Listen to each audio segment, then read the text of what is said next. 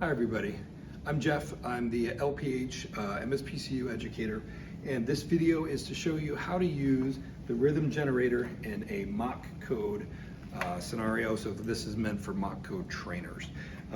So here we have a Zoll, and a rhythm generator looks like this. There's one other piece of equipment that you will need. It is this cord, which does contain the pads and a reminder not to actually place them on the mannequins.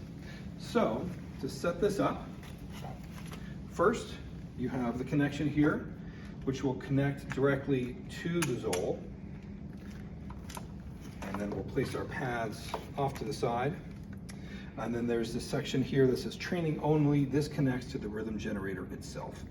Connects like this, and a little click. So in our scenario, and we're going to turn this to defib in this scenario as we're kind of simulating a real code scenario. This is currently on, but let's see if we turned it on.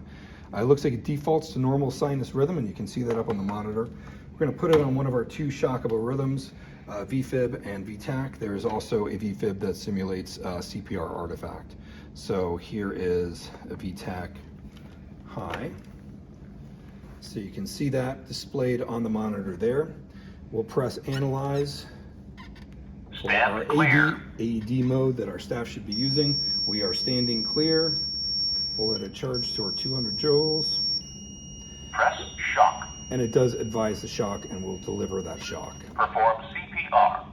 Okay, now, just as an example, let's put this in a rhythm that should not be shockable. We'll put them in an AFib, and we'll press analyze again. Stand clear.